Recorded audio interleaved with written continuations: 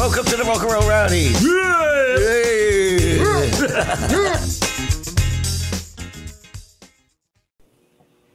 Welcome back, everybody. Welcome back. Yes. See, who's the leader here? Who's organizing stuff? Come on, who's in charge? Forget it. You put 4 tour managers in the room. Nothing gets organised. We need a tour manager. It's organised chaos. Yeah. So anyway, welcome back, everybody, to Morning Coffee with Brian. We're here with the magnificent rock and roll rowdies and loving these stories. Thanks to everybody that's watching on YouTube and chatting. Thanks to everybody out there in KGRA Digital Broadcasting for being here. We're very appreciative of all you being here and listening. John's had to depart, our friend John, so hope you enjoy the rest of your day, John. So while you're there, they're back. You see, this is an age thing. We all need to know that your bladder can only hold so much. You got to go potty. I've been ordered to move down a bit because Mal thinks I'm nervous. I'm a nervous. That break could have been a couple more minutes long. That's right. Yeah, you guys you see, if you shuffle the order of your sitting, you're just going to confuse me. I'm getting old too, you know. All right. I'm still in the same place, I think. Yeah, you're the only one. Mark is the anchor. I'm the anchor, right? Yeah. Okay. Rhymes with. I'm the guy who tries to organise these. So, Mark, are you the master? You're the master debater, is what you're trying to say. Something like that. Now I've got his elbow. Now I've got to deal with his elbow. I can't work under these conditions. That's right. Yes. It's like, I think hands are prima donnas. I've got a question for these four. Well, Dustin will just give me 1 second. So thank you to our great friend, my brother in arms, Darius Munchausen, for a $3 super sticker. Appreciate that very much, mate. And I should have done this for Christian earlier. I'm going to play a clip to thank you. Take him to Detroit. No, not Detroit. No, please. Anything with that. No. So thank you, Darius, who loves that clip, I know. Take him to Detroit. Yes, Dustin, my friend, go ahead.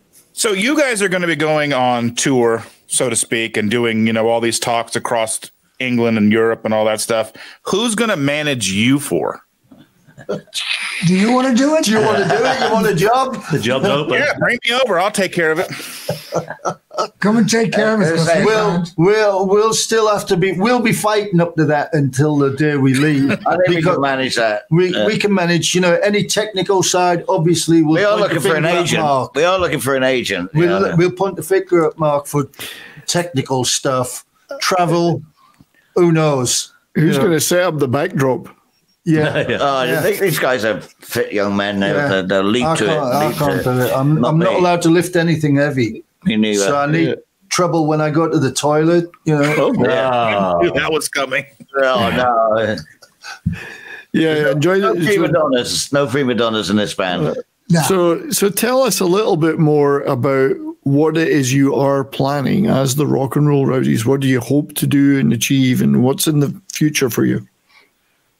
Right. Don't know. Silence is golden. As far as gigs are concerned, we do want to do some live performances, and it's been suggested by quite a lot of the venues I've just been visiting around the UK, especially people that are really interested in classic rock era, and they want to hear the stories, and the audiences.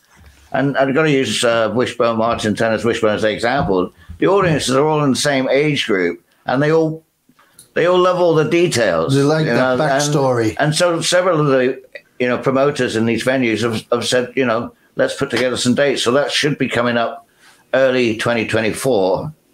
At least a few dates in the UK, and see where it goes. And then do a few more broadcasts in the States. We'll see. Yeah, something we've never done. Yeah. So we'll give it a shot. If it works, it'll be great. I think it will work. We have fun doing it. We have fun sitting here. Believe it or not, we do enjoy this. And I tolerate it. We tolerate him.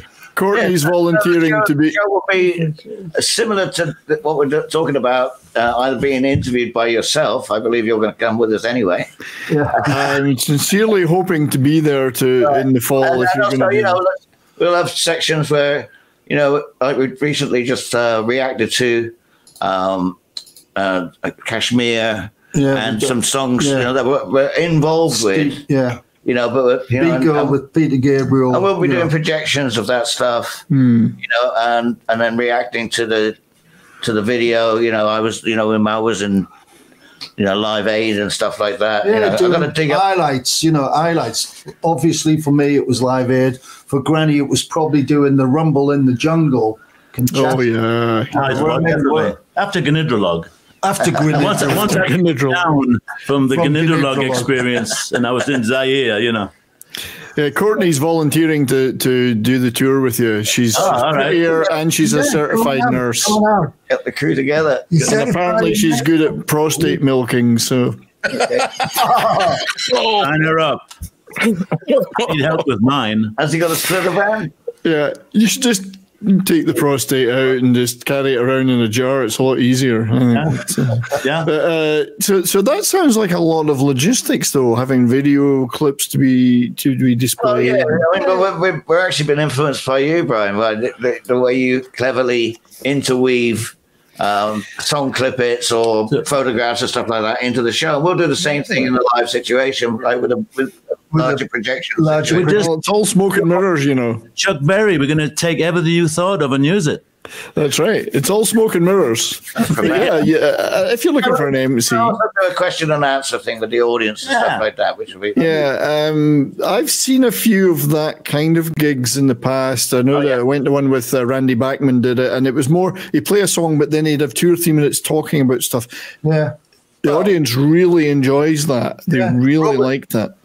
Francis Rossi from Status Quo, his up and coming tour, he's doing exactly that. He's sitting on stage in an armchair, playing his guitar. He'll do a song and he'll give the backstory to the song and he'll rapport with the people want to hear that.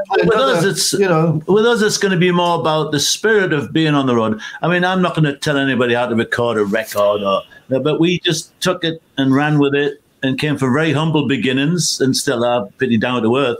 And I'll have a peek behind the curtain, sort of thing. And we'll have technical questions. We'll take a tea break, and Mark can answer them. We'll go. I'm not really a technical man. No, but you know a little bit more. Yeah, it will be just tea at this stage, of course. Just tea. Yeah, we were going to exercise total control. We would hate to embarrass ourselves. We have a bit of brandy in the tea early in the morning. We just want to have fun, like Mal said. We want to have fun and share a bit of it. Because I do jobs in California. I work small-time things. I meet executives, high-powered executives. And when they hear my accent, they all want to know, what brought you to America? Sex, drugs, and plane. And the next thing you know, we're talking. Everybody is interested. It's good to document like the history of what happened there. What we were lucky enough to grow up and live through that period, which was a real live through it. Well, somehow we survived. We are survivors. And I look at turning 70 was an achievement as much as anything else. But we weren't innovators, and we weren't the inventors of the stuff. But we were there when it was happening, and we all took the thing and developed it. We hit the ground running. I mean, this is the thing that fascinates me. It's the you've literally gone from the transit van era up to major mega tours, right? Yeah. You've seen the whole development of that, literally the development of rock as we know it today, and that's just incredible to think about that. In fact, we just recorded that yesterday. We've just recorded all that from the transit to the tour buses to private aeroplanes. But we are going to need jets for the luggage. We are going to need someone to do subtitles because nobody will, when we're all talking at the same time. Brian, he doesn't speak the language. Well, I don't speak English. Neither do at least 3 of you. I mean, Mark probably does speak English quite well. The others Thank you very much. I'm a Florian. He's a hillbilly. You I only talk American. Carrot cruncher. American. Can you talk American as the American. Well, I did live in the States for about 12 years, so I can. yeah, and so does Wilco. And He knows where the sidewalk is. it is. But Dustin and Pope are from the US. You can understand these guys, okay, can't you? As much as I understand. Read this. Yes. Yeah. We understand you guys just fine. I mean, even like the stuff you say, like I knew when he said something about anchor and it rhymes with, I knew it was coming. Yep. So I'm going to throw a word out. Actually, I'm going to throw a word out that we used before we started the show, Kazi. Who knows what the Kazi is? I just went there. He's just been there. Well, see if any of the people that are watching. Does anybody in the chat know what the Kazi is? We'll wait and see if they do, because it's a particular thing that people in Britain go to, the Kazi. Yeah, I think it stems back to the occupation of India. Yeah. See there. Yeah. Smart alligator. Yeah, Well, there's a lot of terms come from that. There's a lot of Well, terms. a Kazi is I don't know what a Kazi is in India. Maybe it is a toilet, but the Kazi is a toilet. Like, is it related to a dunny? Yeah, It is, yeah, a dunny. It's the same It's a thing. Kazi. Not a Casbah. It's much less glamorous than the Casbah, Courtney. Yeah. It's a toilet. The Khyber Pass is another one as well. It rhymes with. Please don't talk. Yeah, it's the Khyber Pass. I guess these guys. That one I know for all the wrong reasons, Yeah. having been sent to Afghanistan. Oh, really? Oh, right. So you know exactly where you've that been is. there. Is it really And the some of the Osmo? glorious creations that came out of it. Yeah, Andy's got it. It's the shit house, the Kazi. But I mean, I've been in the military too, and so's Pope, and you pretty much you make your own Kazi sometimes, depending on where you are. But The world is your Kazi. so I just busy around here this morning. But just getting down to those that level of detail when you're, especially in the early 70s when it wasn't so big, well organized, there must have been a lot of times you were caught short in various ways and had to just, Well, that came later in life. yeah. Like, just the basics of where we're going to eat, where we're going to go to the bathroom, where we're going to sleep. Must have been a bit of a nightmare. How'd you make a phone call? How'd you get in touch? Well, funny you should mention that, Brian. I was on a tour bus tour with the band Dred Zeppelin, and they were all costumes. Mm-hmm. So when the Elvis character was half into his outfit, we sometimes would just use the bus as a dressing room because he didn't want to be getting changed and moving around in the club. So one night he said, I really, really need a dump. So I said, well, you can't do it on the bus. That was the rule. And he couldn't. Rule number one on the bus. Because it's like a savings account. You put something in, you get interest. So the whole thing was, I said, well, you can't do it on the bus. And he said, I'm almost Elvis. I can't go in the club. So I said, here's what I'll do for you. I said, I put a plastic bag in the bowl on the bus, and he dropped a log in there, right? Oh. And I got rid of it. He didn't know. So I come to the side of the stage. I had a similar plastic bag with some sand and gravel in it, and I was swinging it like it looked like his bag of poop. He's trying to sing, and I'm swinging this bag of poop. And I came and I hung it on a cymbal stand, and he's like, ugh. He didn't know it was just. Was it a fairly lengthy and consistent one? Or I've never heard that before. Yeah, That's a great one. Cheers, Joe. Thanks for being here. I did it all worked out. There's a bit of gravel, but you should have got him to sign the bag, and then you could have auctioned it off on eBay or something. People are buy it. They're buying my underpants right now. Well, Davina has got the academic thing. Kazi, supposedly African in origin and derived from the southern Bantu word for toilet, makazi. Well, it could be East Africa's got a lot of Indian people, so no idea. Right back down south there in the. See, we're having a geography lesson now. See how intellectual this could be. Culture. See how intellectual this could be. Yes, exactly. I saw myself as a Vespa da Gama, Vespucci. So you're like an Italian scooter. That's what you're saying. An Italian scooter. We were explorers. Vespa.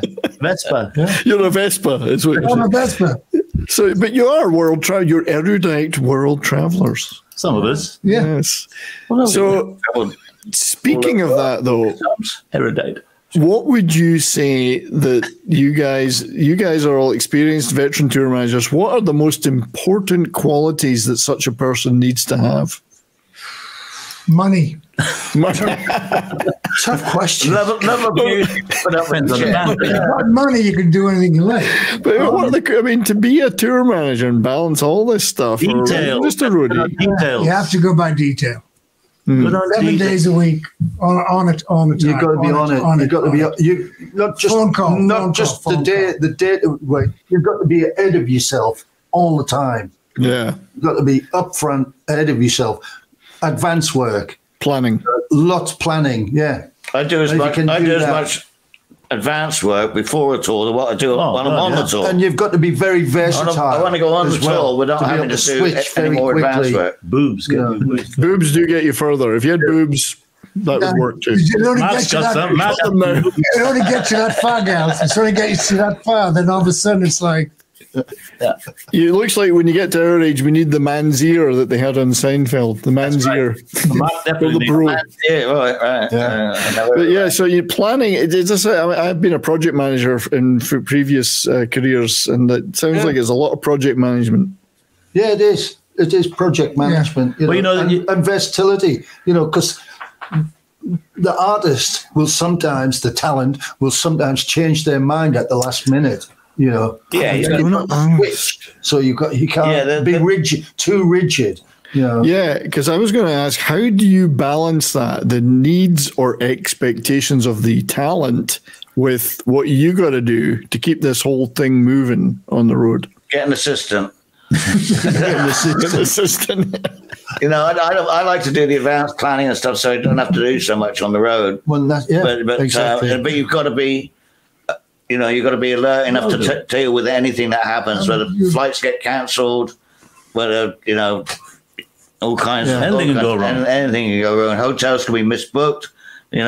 All kinds of stuff. Yeah, I was on tour with the Pretenders briefly. So and we were doing a show with the B-52s, and one of the parents died from the B-52s, unfortunately. So they cancelled the gig, and we landed. I was with Chrissy, and we landed in Chicago, and we went, right, now what do we do?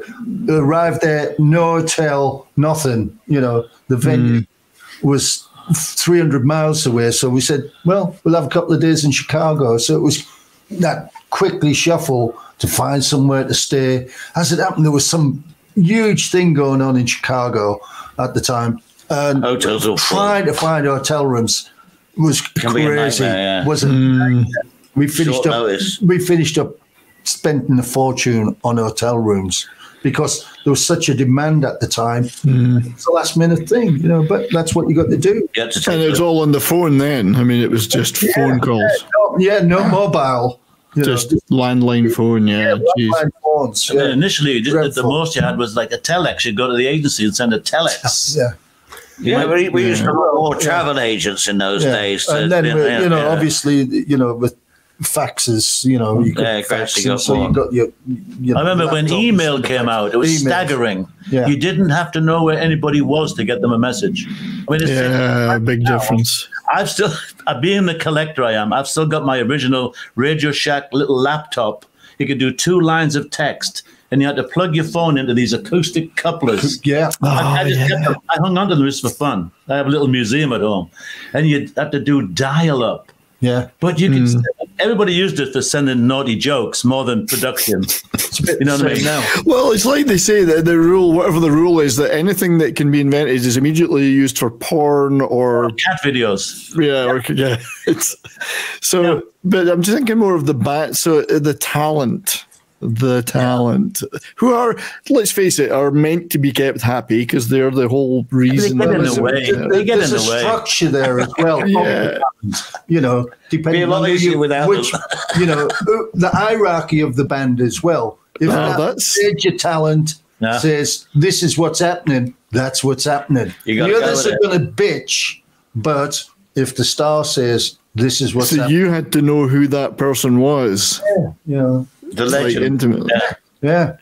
because the band leader, really. I had example was we were somewhere in Italy, and we were supposed to have a few days off in Milan, and the manager of the band, Pink Floyd, phoned me at 2 a.m.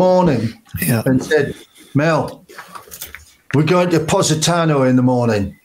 Get the crew, the flight crew, because we were flying on a private aeroplane, get them up, get the plane ready. I want to leave at 9 o'clock in the morning. I said, did Dave and Nick know this? No, you better tell them. It's 2 o'clock in the morning. I'm not going to just do it, you know. And you think, oh, no. When you say Dave and Nick, you're Dave. Mason. Yeah. And so, but, you know, Steve was a very strong person, the manager of Pink Floyd, Steve O'Rourke. And so they just all went along with it, you know. So is that like him? Is he really telling the band what to do, or I mean, do they happy with it? That's the manager. Yeah. You know, you got your tour manager, and then you've got the manager. Who is above the band leader, really. Yeah. Business manager, yeah. Convinced them, it's better to be in Positano, you know, which is a beautiful place on the Amalfi Coast of Italy. Fantastic, you know, but getting there, it's a nightmare. Yeah, I said, the pilot's not allowed to. He's just left the bar at midnight. You know, we practically had because the pilots are not allowed to. And he said, dry him out. I don't care. Get Nick to fly the plane. Yeah, get another pilot.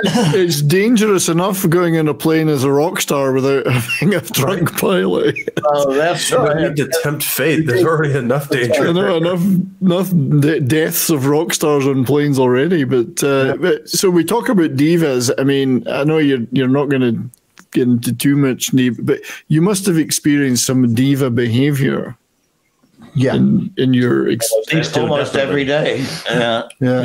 I don't mean amongst each other. I mean amongst that's all the time. No, but you mean the sort of diva of the band sort of thing. You know? Yeah. What's diva for the male? What's the male equivalent? It's still a diva.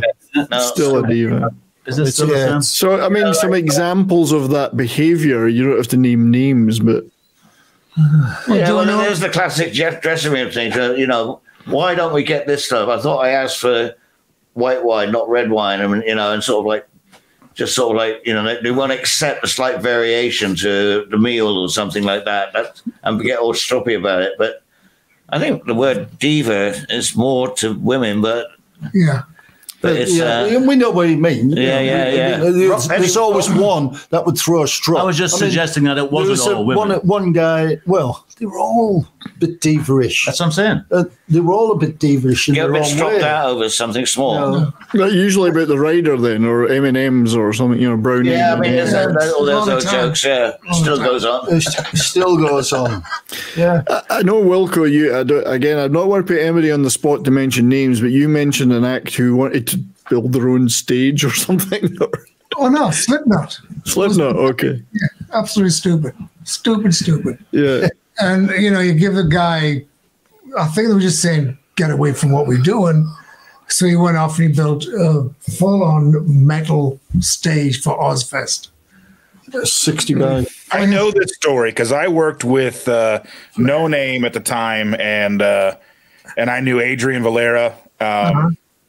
And they talked about that. They're like, and I even knew their tour manager at the time. Like, well, the tour manager may be previous or whatever, but and they were talking about how they wanted to do that all metal, and they basically had to say, no, that's too heavy. We got to make it out of wood.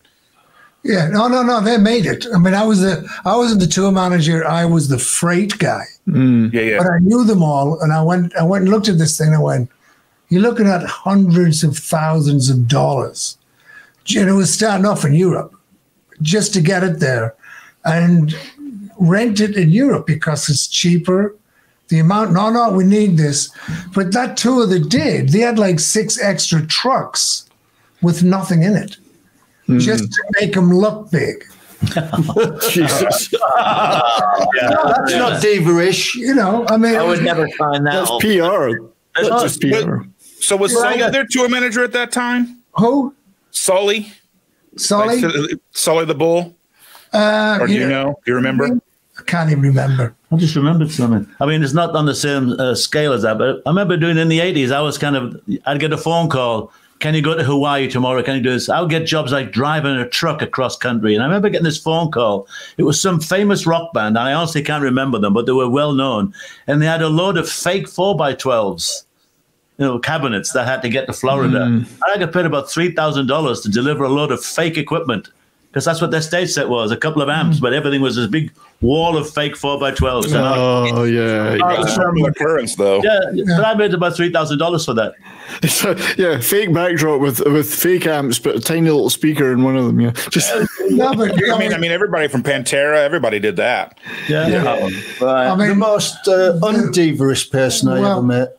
Just to finish off Slipknot, Yeah. the first 3 gigs they did just paid for the freight getting there. When it all finished, I sat in their office for 3 weeks. I arrive at 9 o'clock. I go, oh, fuck, right, get my comics out and get my papers, because they owed me money and I wouldn't leave. Oh, excuse me. And finally they were like, here, get the fuck out of the office. It was just crazy. They were mental. No thoughts and anything. Just, we wanted. Well, that's, when you're talking about empty 4x12s and stuff like that, that's part of the stage show. So, I mean, lots of bands provide stuff on stage show just to make it look good, the mystique.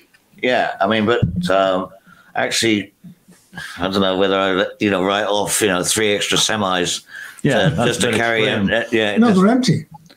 Just empty semis, just to think that the band is big is just ridiculous. I mean, well, it was also their first big tour. I mean, humongous. The headline. But it's kind of the amount of semis, Yeah, but they just wanted that Slipknot right across all the trucks and everything. Well, I imagine there's a line there too, right? Like, there's like a line below which, like, as the tour manager, you just won't sign off on something. Like, oh yeah, we want 4 semis to make the tour look bigger. Like, no, I'm not paying for that. Go away.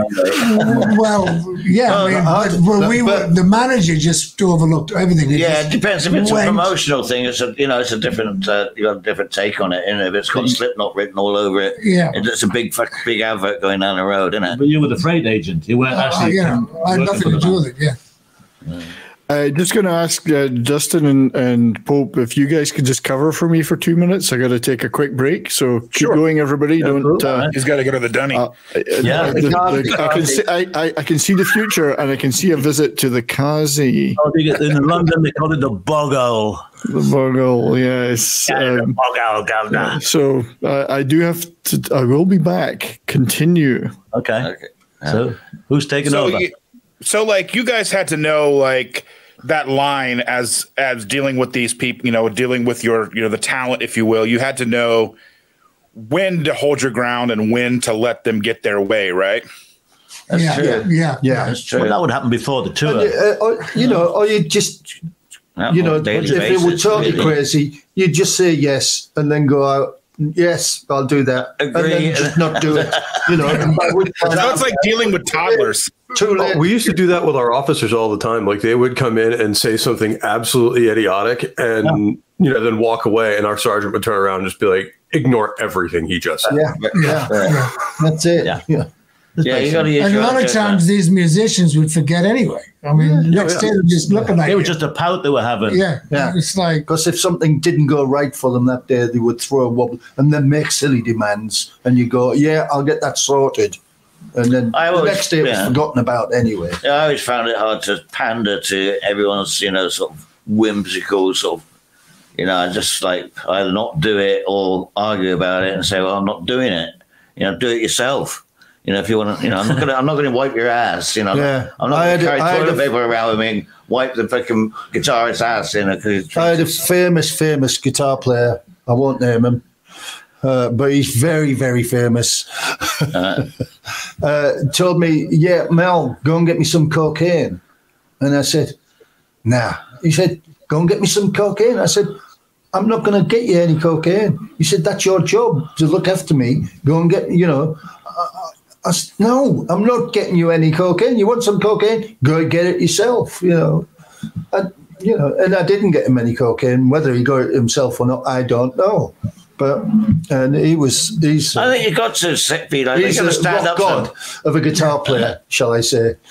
Otherwise they won't be asking you for every fucking little Yeah, he said, that's what I pay you for. I said, you don't pay me. I think one guy that's always late. There is a limit, there is a line where you accept the responsibility or whatever it is that they're requesting.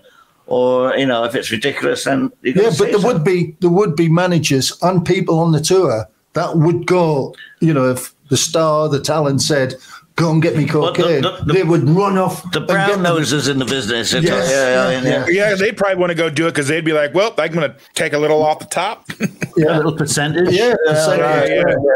I remember the guy once was giving me some drugs for a musician and said, and he went, oh, don't give him that. I said, why? He said, he doesn't know what a gram of coke looks like. And he took half of it out. He said, give him that. He thinks that's what a gram looks like. That'd be miserable these days. You never know what you're going to give your people if you're giving them that kind of stuff. Yeah, right. Yeah, well, we had to do quality control. I got flown out from London out to Hilversum in Holland to the recording studios with a band. And I went and they said, oh, bring this guitar from my studio at home, bring it out to Hilversum. But what I'd gone out there for was to test the cocaine. I arrived and they had this pile in front of them. And they said, Mal, can you check that see if it's any good? I said, okay, I'll take it to my room and I'll let you know in a little while. In a laboratory. They've got little test kits now. They've got test kits to check for fentanyl. Yeah. This was like, you need to. I was doing it when drugs were drugs, none of this chemicals.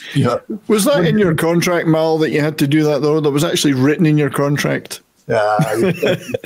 You thought, some jobs you've just got to bite the bullet, don't you, and go. Well, versatility, as you said. So, not all bands take drugs, by the way. Just 99.5%. Well, there's a lot that do. There's a lot of crews that do, but it's not the same as it was back in our day. I don't think well, not on my crew anyway. Well, I think we've seen, though, the amount of effort it takes for what you guys did, that, you could party a bit, but there's a point beyond which you just couldn't do it. I mean, it's physical, long days, long effort. It's the same thing now. You finish the gig, get to bed, get up early-ish, travel the whole day, do the sound check, get the meal in, do the gig, back to the hotel. You can't keep boozing and snorting till 3 a.m. and be down for breakfast. No, exactly. Yeah, it's there's a physical. It's a physically hard job. Yeah, here's the way to do it. You just don't go to bed. Well, many times. Back in the day, we probably never went to bed a lot. Right. These days, I'm afraid that's. Well, given what you guys have said about the early days where they didn't even give you money for hotels, going to bed wasn't an option. I slept in the truck. Yeah. Sitting up. At that age. Do it on the plane. It's only looking back now we realize, we should have had a hotel then. It was just like, we're driving to Stirling and back the next day. I was like, we went all the way to Stirling with one thing. Hey, well, at least you'd get to see William Wallace's statue, though, wouldn't you? Who booked that book? That's what I mean. So I just wanted to mention what Davina was saying here. So Kazi, a popular Scouse and Cockney phrase originating in the 19th century. Kazi is a corruption of the...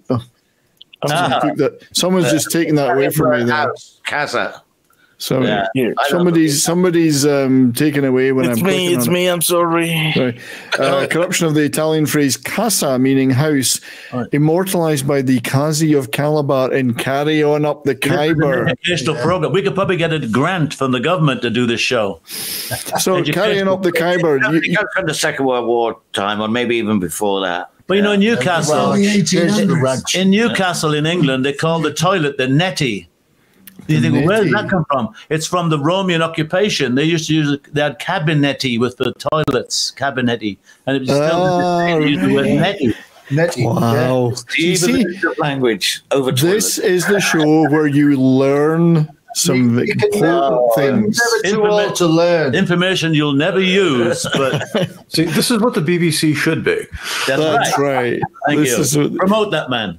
Yeah, so, but Davina mentions a famous British institution again that you guys and I all know about. Carry On, the Carry On movies. Carry On Up the Khyber being one of the. You can probably watch one on English TV every day. That's right. And Carry On Up the Khyber is one of the best ones. The Devils in Skirts. Yeah. Oh, well, you would say that, wouldn't you, Brian? Right. Hey, why? Why'd you say that? So if anyone watching has never seen a Carry On movie, it's a British institution. They made them for about 40 years, mainly with the same cast. Yeah. With lots of guest stars here and there, but they were all just like spoofs of things like spy movies, this Roman Carry On Cleo. Carry On Roman Cleo. one. Yeah. Infamy. They've all got it. Infamy. So again, it's like status quo. Nobody in North America knows them, but it's a British institution. Yeah. So I wanted to just, we've got about 20 minutes left. Wilco, I know you did a lot of the tour accounting. How difficult was it to keep the finances running on a tour and keep that budget balanced with all the shit that's going on? Was that really tough to just keep it all on track, or was it all? No. I mean, you're not doing tour management, so the whole concept is cash, obviously. So when I used to leave, there was no computers. None of that was involved back in the day. I used to have printouts of everything, what I was picking up in the box office, printout of payroll, per diem, hotels, and that's what I basically did. I was on top of all of that stuff. The band didn't check out. The tour manager would run out with the band, and I had already checked them out, And the box office, the band would leave. I'd be in the box office for another 2 hours. I hated doing that. It was all money. And in those days, it was always like, well, why have you got 12 drum risers? I've only got one drummer, and all that shit would come in. And it's like, and they go, well, rehearsals. I'm like, what do you, I mean, it's still the same drum riser. Yeah, it was like all this nonsense used to go on, and promotion and, well, how much promotion money did you put into the show? All of this. Well, show me the backup. Well, I don't have it. Well, you better have it, because if you don't, I'm not going to pay you. And all these guys would put all kinds of shit in there, But this is you. So that's probably a better scenario though, where you were having to pay them than you trying to get money out of them. Oh no, I was trying to get money out of them, but I want to get as much money for the band. The promoters would play all these games, not so much now, but back in the 70s and 80s, fattening up the expenses. Just padding the expenses. Well, I've heard a lot of horrendous tales from even major bands like Led Zeppelin and getting ripped off, and Pink Floyd got ripped off many times, and in the 70s, not in the 80s. New York, Led Zeppelin lost the night's takings from Madison Square Garden. They've disappeared out of the safe. Yeah, Jesus. But that seems like a them problem. I did answer to that. With the Allman Brothers. I did, out of about all the shows I did, the 3 years I was with them, I did, I think, 4 ticket drops, and everybody hates that. And I just went, look, I'm not playing your effing game, so I'm leaving. I'll come back in 3 hours. I want all these tickets in 100 piles, and you got 20,000 sell out, right? And they go on. And the promoters go, no, we didn't sell out. And I'm like, let's count the tickets, And they just get big black bags where they put all the tickets in and just empty them, and all the staff, the young kids, were like, we want to go and see the gig. It's like, I want all these. I'll be back in 2 hours. I'm counting them in hundreds. That's how. Jesus. Yeah. Yeah. So all that was totally backstage stuff. It was just the way to do it. And every night before I went to bed, I filled out everything. So when I started next day, it was all gross into the net, what was left. Can I add a little character background to that description there? Because when we all first met Wilco, he was a window cleaner. And Not a window licker, a window cleaner. And so when Wilco joined us. He was literally, we knew nothing. Wilco knew even less at the beginning. I'm not putting him down for it.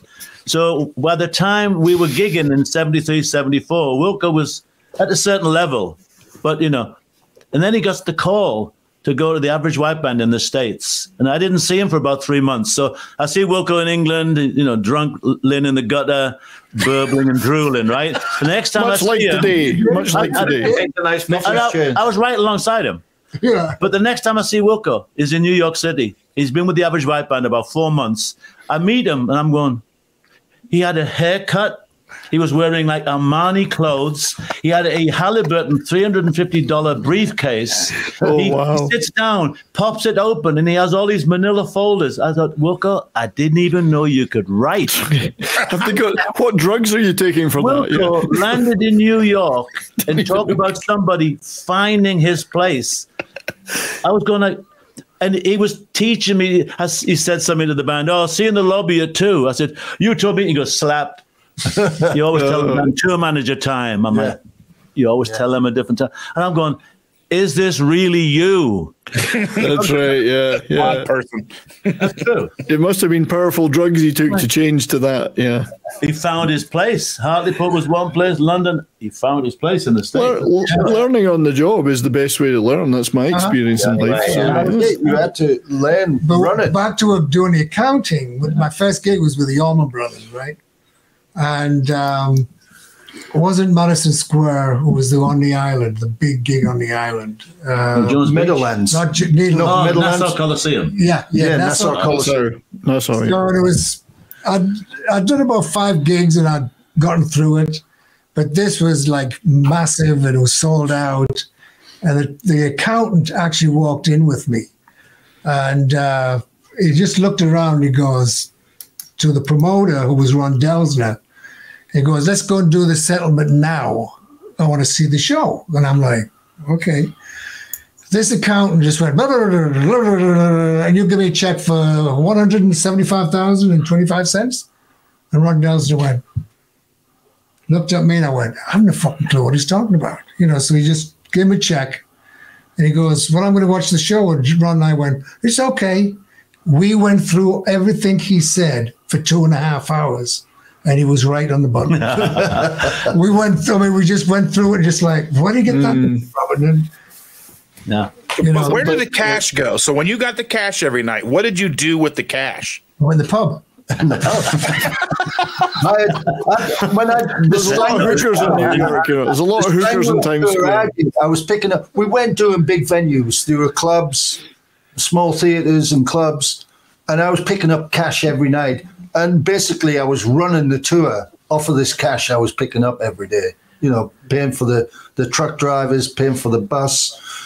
Yeah, well, it's hand to mouth at that stage. It was covering the bills. So there wasn't a vast amount of surplus cash. But every morning, I'd get a phone call from London, the manager in London. "Mel, did you pick up cash last night?" "Yeah." "Send it to me." Yeah. "No." "What do you mean, no?" I said, "No, I'm out here. I'm the tour manager. I need the money on the tour." Yeah. No, you've got to send it. "Are you getting cash tonight?" "Yes." "Well, send me that." "No, I need it." Every day. He called me every single day of that tour, asking me to send the cash back to England. I said, "No, I ain't doing it." I've got per diems to pay. I've got truck hotels, I've got the pay buses, for the hotel damage, hotels. Well, when I did the Meatloaf tour, did I say that? In 1980, yes, you did. I did the Meatloaf tour, and I was a tour manager. And the first week, I was sending the money back, and all of a sudden, the band walked up and went, "We haven't been paid for a week." And I went, "Okay, good one, because if you haven't been paid, I haven't been paid." Yeah. So I called the wife, and she goes, "Not one check's coming." I went, "Okay." So it kept, after that, all the money was going in my pocket, and I was going, "How much are you owed? How much are you owed?" And I was doing all this stuff for the entire last part of the tour. Now you're looking at, I've got a plaque at home with, "Thanks, Wilco, for helping doing $1 million of the business." I think I did over 12 million in the box office and 20 odd million in merchandise. But this manager, business manager, I won't mention his name, in New York, was going, "You'll never work in the business again, you mother effer." And I'm going, "I'm on tour. Do you want the tour to finish?" "Yes." "Then this cash from now on pays payroll. You don't have to do anything. They'll sign for it, the per diems, all the hotels, because if I keep sending you money, you're putting me into a jeopardy of not getting the tour from A to B. So that ain't going to happen, you know." And this guy, I'm not mentioning his name, went in and he wrote everything off. He's like, "You'll never work again." 2 days later, I walked back in. "What are you doing here?" "I work for a foreigner." "How you doing, mate?" That's right. You know what I mean? He's back. Yeah. Like, we're gonna do this dance again, you know. No. But they tried it on. It was just, they always wanted everything in their office, all the cash, all the checks, so they could control it. Yeah, but you needed control too. They want to take their commission out. The commission, all the time. We were in Italy. With Peter Gabriel. I wasn't the tour manager, but the promoter paid us in cash, right? So we got back to the hotel, and it was short.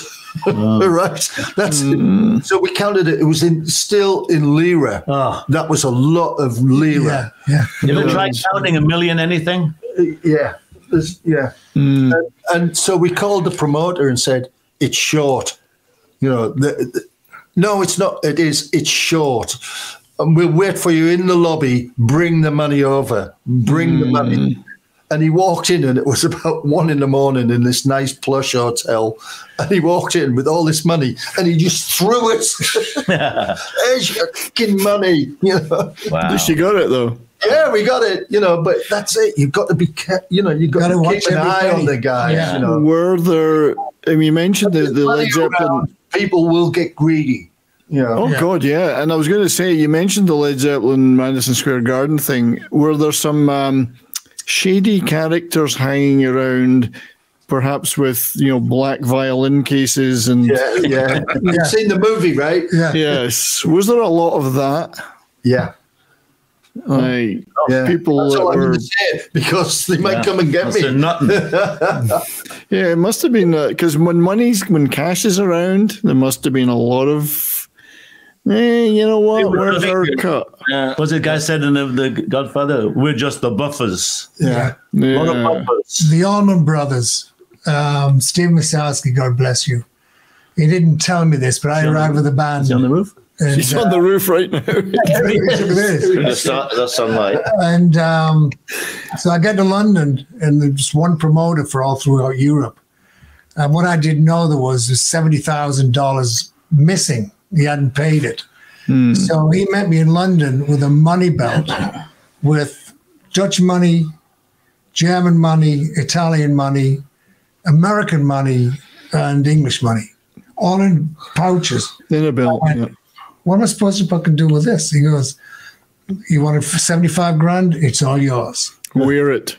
And I did all through the entire effing tour. Yeah. Because it must have been some pretty shady people hanging around these tours, I would have thought. Yeah, trying to get in. Yeah, it was you. Yeah. Well, you were the shadiest. I'll be pulling out different money going, "Check this." You out-shaded them. Yeah. Wilkes from Wagga. Yeah, from Wagga. Sure, you're the hard man. Straight off the street. Yeah. You know what I mean? Yeah, it was for the rest of you who are all well brought up boys. What was it like working with an urchin? Not me. I was in the street just below East. Oh, you're urchins. You were the next street over.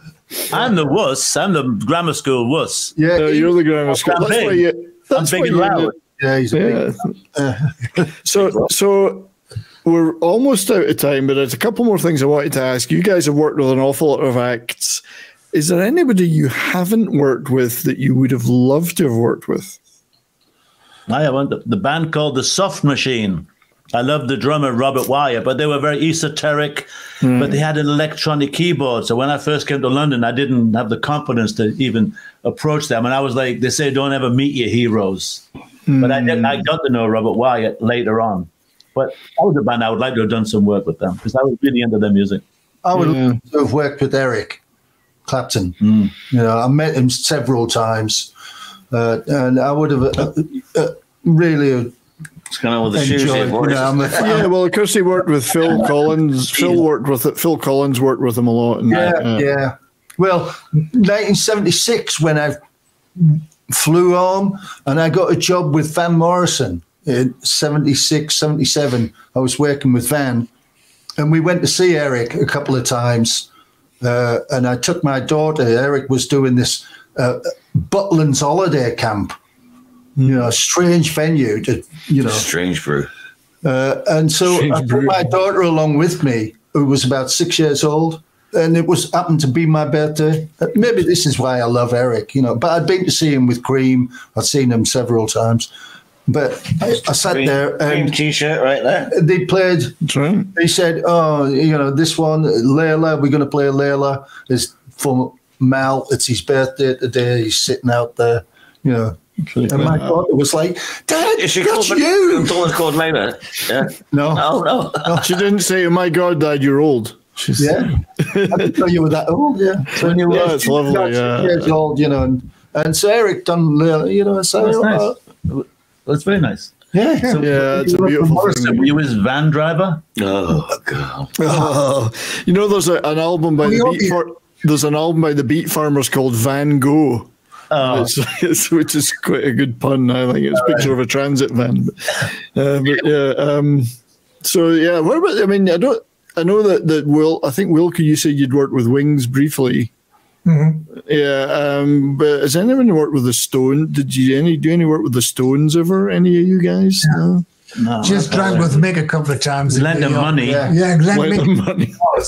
I went and they had a place. Forgotten where it was, somewhere in Wiltshire or somewhere like that, Startling Studios, right? And I went and looked that over for Richard Branson because he was going to buy it to turn it into another Manor Studios, So never worked with the Stones. No. Yeah, Branson's a interesting guy. I've done my first for Virgin Records. I worked with. I've done a tour of America with a band called Steve Illage.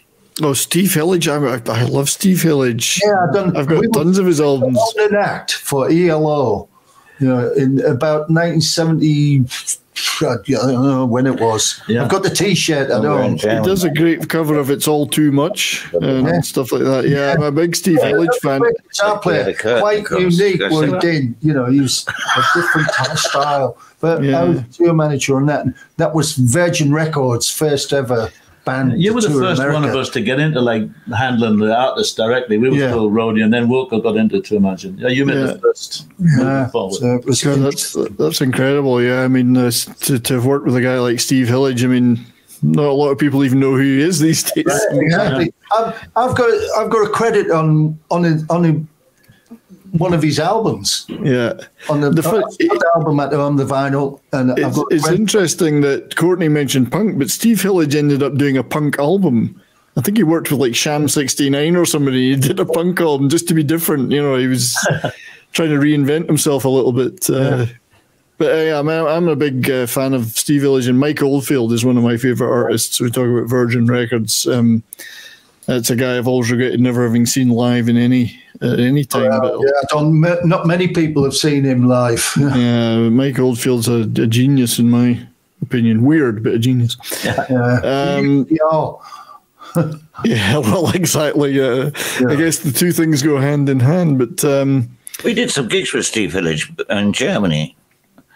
On one of the German I didn't work with them in Europe. I just didn't work with him. No, but he was on tour with us, and we were sharing a stage, and we had a big backdrop screen went between them, and I was just behind on the drum riser when he was on stage. What kind of work, Mark? Well, it's kind of personal. I was just getting to know someone. Sex work is still work. Granny, sex work is still work. Yeah, absolutely.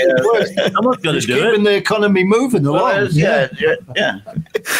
No, it's. I can't cover any symbols on the drum riser behind her. Yeah. Anyway, we're getting we're probably got only 2 or 3 minutes to go, and we're going to wrap up. I'd like to thank everybody that's been here in the chats. chat today and listening out. So on YouTube and Rumble, Facebook, and everyone that's out there in KGRA Digital Broadcasting, thank you for being here. And thanks to Pope and KGRA. Dustin and Martin and John that have been on the panel. Chat has been fantastic. Courtney and Davina and others, really appreciate you. Courtney's sitting on her hands. Yeah. So what's in the sitting on my hands for Courtney? Yeah. I'm sitting on my hands because it's so bloody cold in this basement right now. Oh, there too. Yeah. So Mark, what's in the heating on? I've had plenty of heating on. I've got my sweatshirt on. Well, as soon as we get off, we'll get back to fighting again. So, I think celebrity roadie deathmatch on screen would have been great, but. I want to say thanks for having us on. Yeah, we love this. Yeah. My pleasure and honor, guys. And please, everybody, check out Rock and Roll Rowdies. We do have to wrap. Thank you, guys. Love you very much. See you all soon. Cheers, guys. Right, guys. Thanks, guys.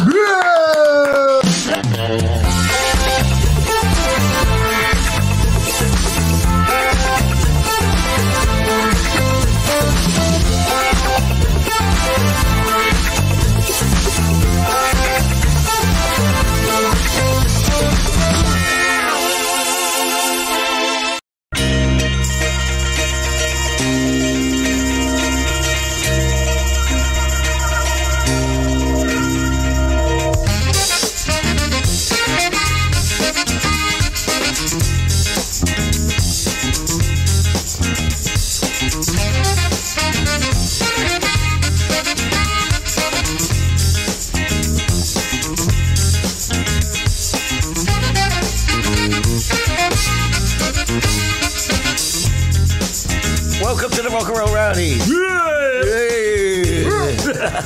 Yay!